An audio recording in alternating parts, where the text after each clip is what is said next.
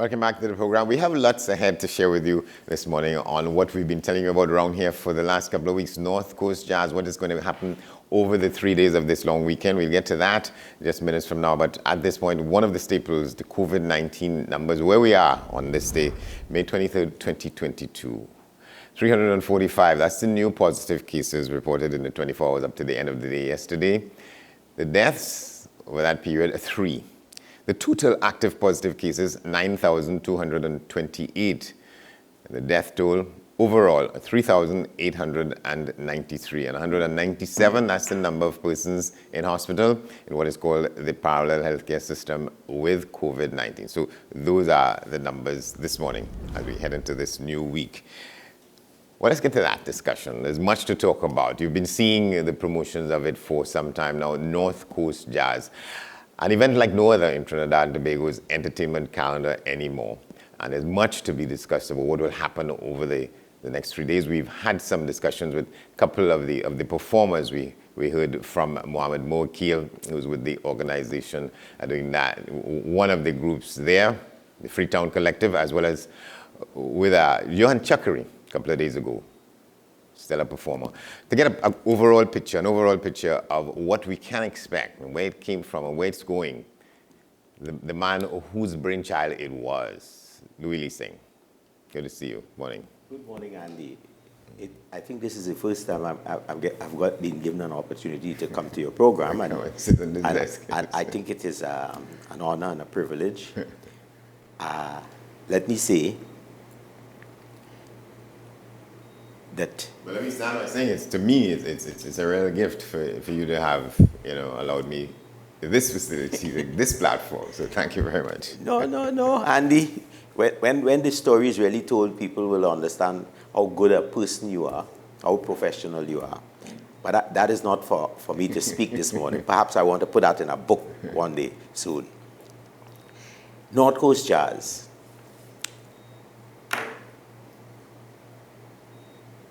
It is a tool.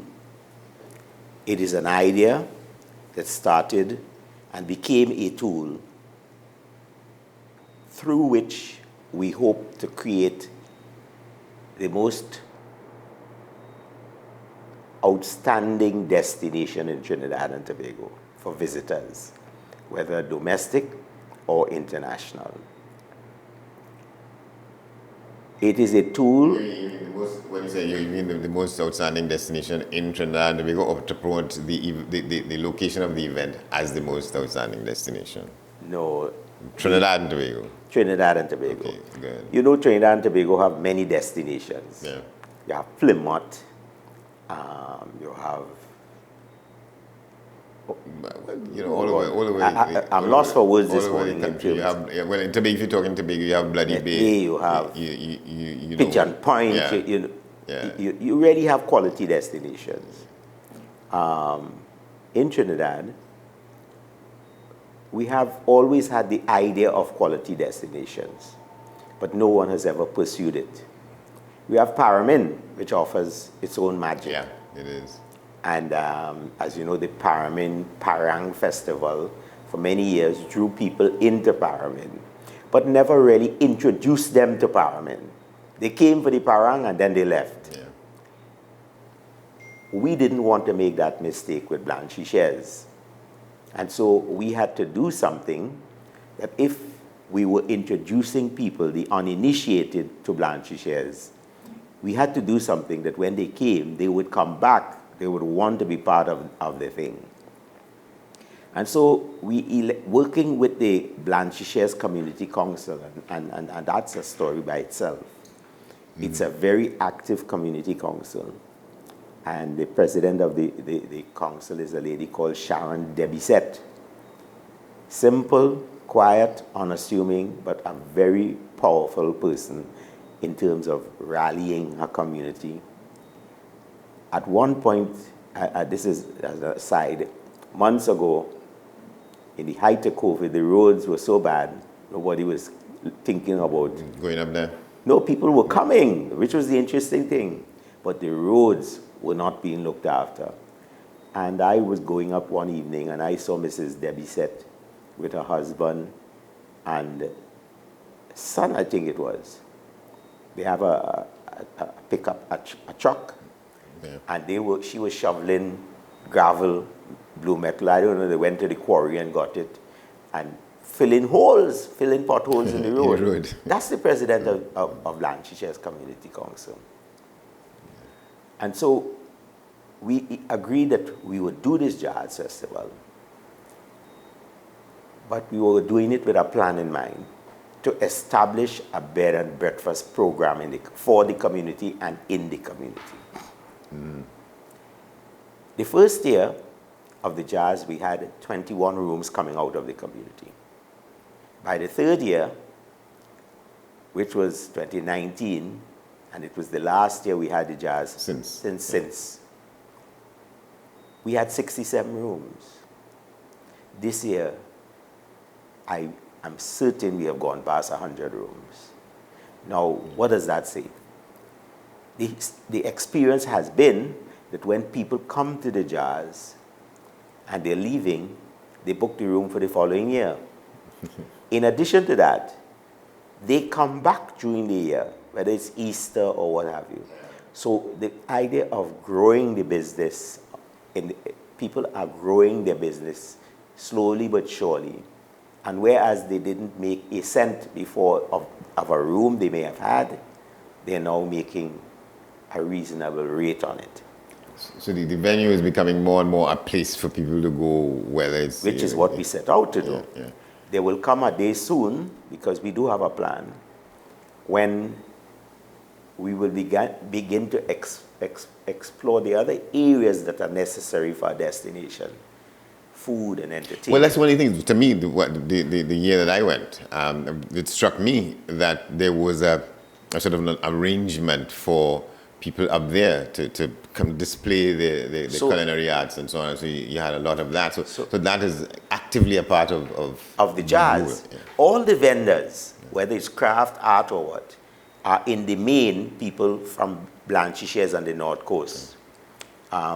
If after there is space, because we allocate a certain space footage for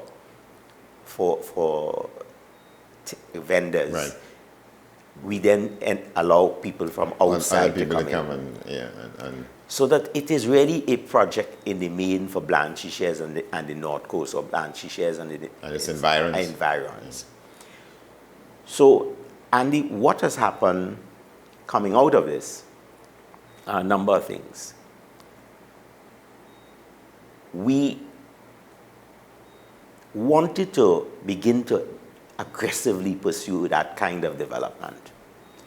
And naturally, in this season of nothing, people have to become something. They have to do something, find something, say something. And so, because they need funding to become part of the program, because to put up a good modern room and suite with a little porch for visitors, you require about $200,000 in Blanchishares, furnished, properly furnished, air conditioned and things like that. And so people now have to find these resources. So we did try to get a soft loan window established, because we recognize this government in particular was serious about building Trinidad and Tobago as a destination after it began its efforts to get sandals to come here. So we felt, well, look, if that is happening in Tobago, we should be doing parallel in Trinidad. something to... Because the two destinations working together could be much more powerful than one by itself. Because sometimes you go to a place and you get restless. And that's the strength of European tourism.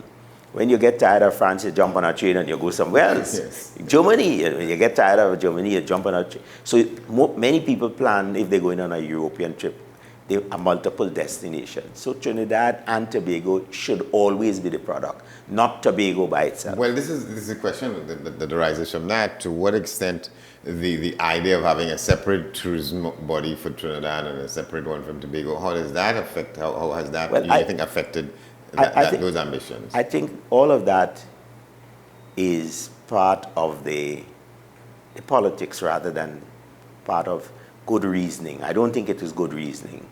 And it is because people who are making these decisions are not taking the time to understand the possibilities of the thing, of the twin, rather than a single, the twins rather than a singular side of the twin. So we, in short time, will be moving to introduce into the Blanchisseries the restaurants. Because if you visualize, let us say, of 200 rooms, 100 occupied every day during the week, those people will need restaurants to have lunch, lunches, dinners, and outside of the bed and breakfast setting. So that is to come part of the development. The whole question of the unreachable beaches, which there are many, going up Parry and what have you, we propose to make that into a sound industry, which is to say, we're going to put down a nice long carrot shed and what have you, and set tablecloths and serve lunches and drinks and what have you. And when people come to do that, they would be part of we'll sell them, as it were, a day ticket. So you pay in advance and you know what you will get. Well, you don't know what you'll get if you're a first-time visitor. But when you get there, you will be surprised. Properly laid out tablecloths, nice environment, clean, people serving and what have you. Yeah. So that is part of the plan. And there are parts of the area where you can't go by land. You have to take a boat from Blanchisseries and go around. That's the point I'm making. Yeah. So those are still largely undiscovered parts of the area. Right, of Trinidad. And so the fishing depot, at this time, a couple of the guys do that. They take people all the time to camp up there and what have you. So the fishing folk will take on a whole new life other than fishing. That depot will become a serious profit center for the users and for the community, which is to say, the fishermen will not only go and catch the fish, but they could offer fishing trips to people in the people who are visiting. They can teach people how to fish. So the limit for the fishing community would be, huge. In terms of the other part of it, i.e. the land trails, they'll be properly marked, signposts, proper health and safety regulations put in place, all hiking supervisors and what have you would have the appropriate communication links so that if anything goes amiss, we'll be able to say, hey, listen, we are at landing spot so-and-so, come, the thing would be properly organized. How easy it was or challenging to get a kind of understanding among the people in these various sort of sub-sectors to come together to see what was... Well, I'm saying to you because we keep talking about it. And I think maybe the time has come when, you see, these things don't happen overnight. You've got to keep talking about it and explaining it to people and giving them an appreciation of the possibilities that lay before them. And we are doing that. So it took a little while to get people to come on board, or you found that there was, what people like to refer to as a sleeping giant waiting to be awoken? Well, I think people are much more pragmatic in Blanchisseries.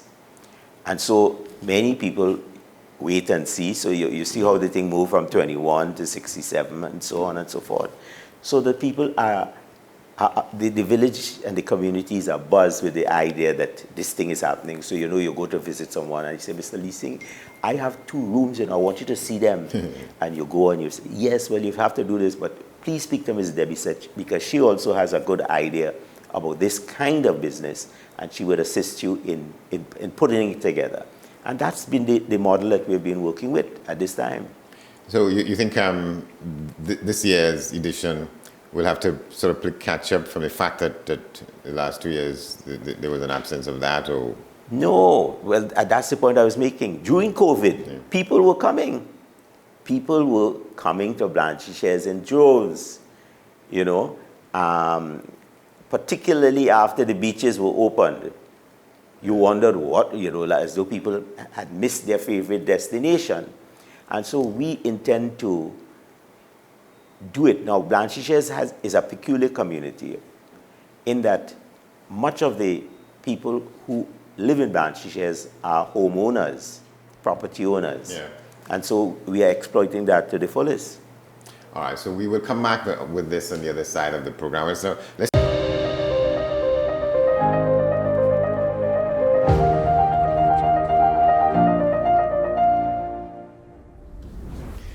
Welcome back to the program. We continue our discussion with Mr. Louis Lee Singh about the event now known as North Coast Jazz. We're talking about the idea and the ambitions behind it. Well, I want to let's talk a little bit about. It's called the North Coast Jazz and Heritage Festival. Let's talk about the Heritage Festival part of it, the heritage of that. The first year we were just North Coast Jazz, and because we were able to dig deeper beyond the jazz and move into the cuisine and the craft, but more than that, the festival is heritage building, so that we added it in the second year and Heritage Festival, so that people will get a better appreciation of what they're coming to experience when they come to the Jazz Festival. When you come, you did make the point that all the cuisine and what have you is of the coast. Yeah. And I want to believe the women of Blanchisseuse truly have a sweet hand, because the dishes that are created and served are special. Yeah, it's infused with the sort of the culture of the place, which has a very strong sort of French kind of patois base and so on. So some of that gets exposed there. And when one contemplates a little area like Blanchisseuse, we have about 13 beaches. I'm not saying in every beach, you know, you can go out and pristine and so on. Yeah, but quality beaches. You could certainly put your chairs down and your blanket and really have a good day. You could take a little dip. I'm not asking you to swim in all of them, but that's the quality of life you have up there. And so we are trying to bring all of these things together, ultimately for sustainability. I keep making the point. The jazz is important. The music is important. The ambience is important. When you come to Blanchisseuse, it's important. But when you come to the North Coast Jazz and Heritage Festival, we want you to experience a feel-good experience. Yeah. Nothing else. There's music and much more. Much more.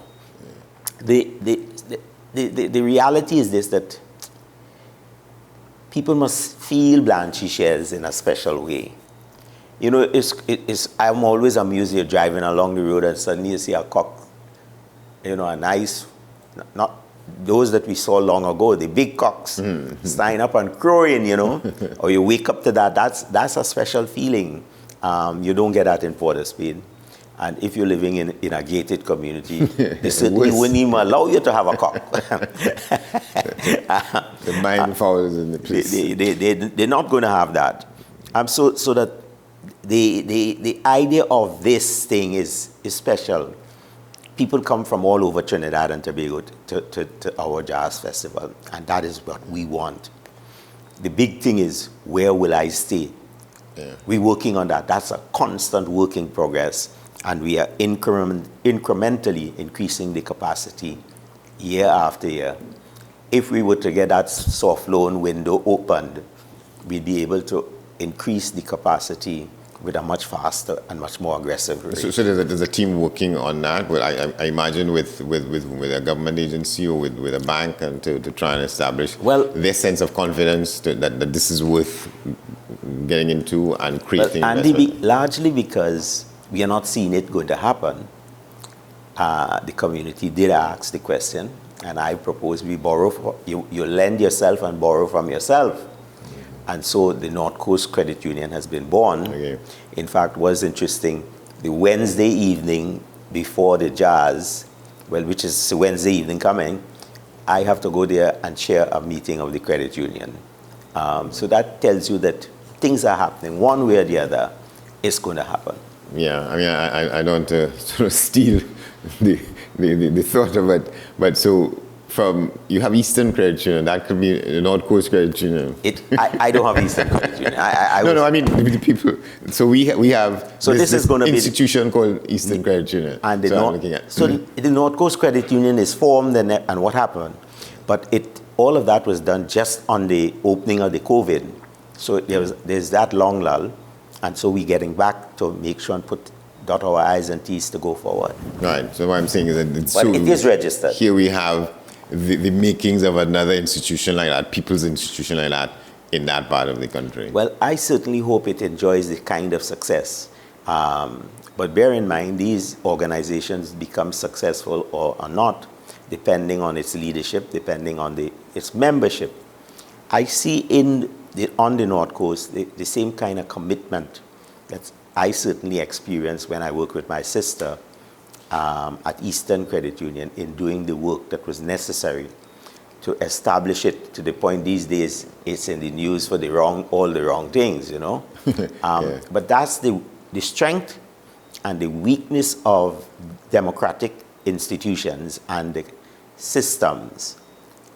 The freedom to choose is also the freedom to choose wrongly or rightly. Yeah. And you simply have to hope that the organization can withstand any ongoing challenges it may have from time to time. Right, and it's important to be making this point. So it's much more than just the music. There's a whole philosophy behind. We are going to build Blanchisseuse into a sustainable, independent community. Hopefully, our success, and I want it to succeed, will be a model for other rural communities in the country. In parts of the country where it requires some insistence or even some determination to leave, the comforts of the urban areas and so on, and go and find that it is worth one's time and it is necessary for development in different parts of the country, different enclaves, as they say. And looking on the other side, Blanchisseuse will be allowed to retain her sons and daughters, because the history of places like Blanchisseuse is no different to Matlot or Toko, Oftentimes when people pass common entrance, they don't want to pass to the Blanchisseuse Secondary School. Yeah. So there is always an early migration from the community for children, in that they go to school in Port of Spain, and oftentimes they end up going to stay with someone in Port of Spain, and they come home on a weekend, on weekends and so things on. Like that. And then after a while, they get very alienated from the place. Right, and so we don't want to be a community of old people. And so we've got to be able to make Blanchisseuse so attractive and so successful that the visitors enjoy Blanchisseuse as much as the residents and the makers of Blanchisseuse. And that's how we need to see it. Yeah. How do you get people, your organization gets people to come on board with, you hear all the people who are associated with all the different companies and interests. How much of a task that is? Andy, that is a tremendous task. And I can't help, every time we work the project, I look on with tremendous admiration to a woman called Margaret Gittins and John Gill. Yeah. They are, by the time the Jazz Festival is over, they're exhausted. But before the festival is started, they're exhausted, because they go out of their way to get people to come on board, to assist and to sponsor and to participate. And I can only be grateful that they are part of the project, but I'm also grateful that there are parts of Trinidad and Tobago that are still good, that the people still understand the importance of this project, not for today, but for the long-term sustainability of Trinidad and Tobago. And therefore, they still come forward and help and donate things, whether it's a small door prize or they come on board as a sponsor to provide water, Blue Waters, for example, provide water for the the festival, for the stage artists, the rooms. It's a big project because you don't have, so you have to do your thing and time it well. You have to have place accommodation for the artists when they come up during the day. And then you have to make sure and bring them to the stage on time, because you can't have them sitting on that tent in the sun and so on and so forth. Yeah. It's a lot of work, and John is the man who puts down the plant. Yeah. Margaret is Sort the of lady blueprint. who makes the plant work, and so I want to give kudos and recognition to the contributions of Margaret Gittins, who is the secretary to the committee, and John Gill, who is really our festival director, in the sense that he goes there and puts things in place and ensures one thing flows to the other on a timely basis. Yeah. We want to go down on the record as being the most professionally organized festival in all of the Caribbean, not Trinidad and Tobago. I think we're doing that already, Trinidad and Tobago, but in all of the Caribbean. As you mentioned that, what is the extent, what is the sense that we have that people from other Caribbean destinations notice this and when you come? People have been calling, and I hope that, and I told them, when you come, if you know me, hail me out. But I have been speaking with a lot of people and sharing information, and we've had quite a number of calls from outside of Trinidad and Tobago this year. I remain optimistic that they would find their way into Trinidad and into the festival. Yeah, so we're talking in a situation in which, so today is Monday, the thing is at the end of the week. There are people who are concerned with this activity, who are probably up there now, would spend the week making sure that things are... Yeah, the tents have started, the tents were laid yesterday, and things are moving into place.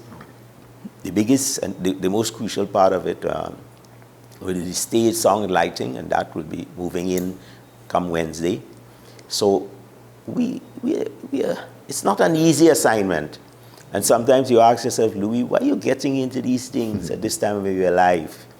But I think as long as you have life, Andy, and I think those of us of our generation, I think this is how we believe. As long as we have life, we're not allowing grass to grow under our feet. We move in. Yes. Yeah. I'm wondering to what extent this period, whether this the coming weekend or this period during which this thing gets developed to the point where you have the 3 days, there'll come a point where there will be some configuration or some reckoning of what this period means in the calendar for the year of the community like that.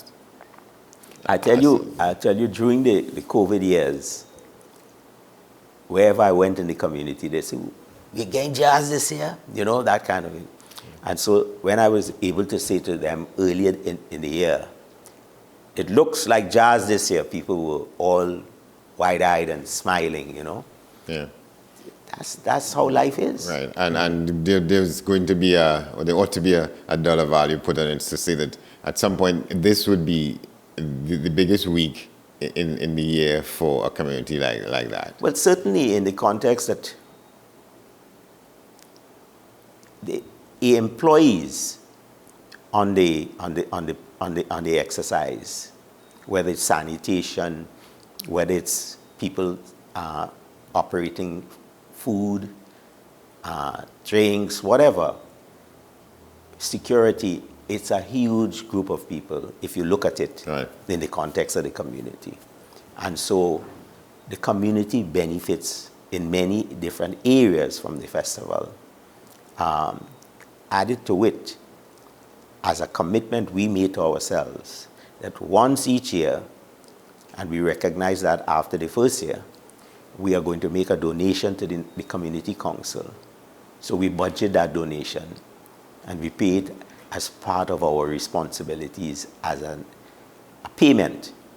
That money, we ask the community to use it for the training of the people of Blanchisseuse in managing a bed and breakfast. So it's not just opening a room. The room has to be spotless and clean and inviting. The colors have to be welcoming. The drapes have to be equally in sync with the community, and so on and so forth. It's not an easy exercise, and so people have to be trained and prepared for it. Yeah, and eventually that is what it will mean, the creation of industry and opportunity for various ranges of people, the sections of people. Yeah, I saw one, but what is interesting, because it's bed and breakfast, you've got to train people in all the disciplines, whether in how to prepare proper breakfast, and so there are classes in home economics regularly and things like that. So I am optimistic that the development is going to be in sync with the resources of the community, and the community ultimately will begin to see its day in terms of not only people coming for the jazz, but people coming all year round, every day of the week, That's the point, yeah. So that an industry is being built on the back of this that will. So the festival, you could say, is the bee, is the honey, but the hive is being built around that honey. And the whole set of uplifting the awareness about hospitality, generally speaking, now, and we'll create a new kind of. Once we get going, I see coming out of Blanchisseuse a drama company, a dance company, where when people come up and they're doing 3 days a week, you can put on a production. I see a Hamilton coming out of Blanchisseuse.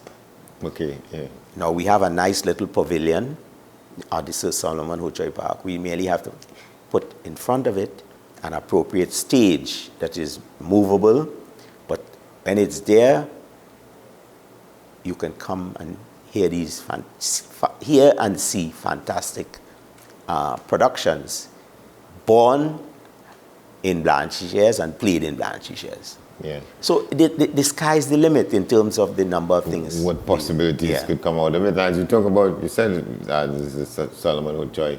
I mean, lots of add-ons to that on the fact that that's where he was from, and when, he came from there and he went back after he retired and so on. The villagers always proudly tell a story that when he retired as Governor General, Governor General. Yeah, Governor General. The day he returned from, I think it would have been about 2 miles out, the villagers lined the street to welcome him in a kind of guard of honor. Yeah. It's unfortunate that we never saved his residence in Blanchisseuse as a place where people could come and see where this man, who made so much contribution to the development of Trinidad and Tobago, rested his head. Because you saw the story in the papers some time back. Now, the house was gifted to the Catholic Church, I think. Richard Sharon story in the Express, Yeah, and where, a fellow went in there and was living in the house like if he owned the house. Yeah. But the house had Sir Solomon's typewriter, and the floor in the house, he built it, he made it himself with tiles, Well, right, so this is what I'm saying. So there might be, coming out of this, again, a revival of the idea of who he was, and to sort of restore him and his place there to so somebody could come up with the idea to have a monument to recognize the fact, and that in itself becomes an attraction for the people. And people go. More than that. More than that, that is all I could say. I think it's important that we recognize the contributions of people like Sir Solomon. I don't mean we do that for any and everybody, because we tend to, in Trinidad and Tobago, everybody have a national award in this country. You ever check it out, Andy? Plenty. It's almost as if a national award is something your partner is organized for you in a back room somewhere. And I want to believe the wrong people sometimes receive these awards, but that is not my business. Yeah. I can't get involved in every aspect of national life. But these are observations of mine. But Sir Solomon, we're going to do what we can in Blanchisseuse to remind people of his greatness. And I hope the Archbishop might be listening this morning, because I know he has turned the house into a retreat. I've never been invited in there, so I don't know what is in it. but I hope he puts on a wall somewhere a proper plaque. Yeah, it should become a proper sort of visitor center. Well, you're not going to get that with what the Catholics are using it for. It's a kind of very clustered and private place where people go and do their retreats. And so on. Yeah. My dream of it, and I did discuss that with the family members before, when I didn't know that it was ultimately going to be in the church's hand, that we should turn it into a destination. Yeah, some kind of visitor center. Yeah, where people could come and have coffee and breakfast and, all during the day, and they pay some money to visit the center, and you would have gone and see where the bed where Sir Solomon used to sleep. You would have gone, do a kind of mini museum. Yeah. But Trinidad is not about those things, I mean, Barbados, a room that the Queen stayed in Barbados is now a destination, and you go there to see where the Queen slept. It's an attraction, Well, where the Queen slept in Trinidad is now a new hotel, and I don't even know if they kept that room sacred and special, because it would have been a selling point, Yeah. Come and sleep in the same bed that the Queen slept in. Well, it might be the same bed 100 years from now. Or the same room. But Trinidad is not about that. In fact, Trinidad breaks down everything, but builds very little as it goes along. Well, projects such as these are meant to change that, designed to change that kind of that awareness and thinking. And Andy, one of the strengths of this project, every promoter in Trinidad and Tobago felt that the only way a project could be successful is if they had foreign inputs. So, you have jazz on the bay, and you're featuring people coming from overseas and what have you. Our position very early was it had to be born here and played here. Well, right. So I was trying to get to that. Let's talk about that philosophy. Why it's it carries importance as it does. Born here, made here. John Gill and I have shared a relationship over a reasonably long period where we have done a number of things together. And in chatting with him, John and I agreed almost simultaneously that our production would be of offering to Trinidad and Tobago artists an opportunity to display their wares. When one contemplates that Trinidad, at any given moment during the day, right now in Trinidad, there are hundreds of musicians who are up practicing, writing lyrics, singing, trying to compose, artists doing all kinds of things. Yeah. Trinidad is too small for them.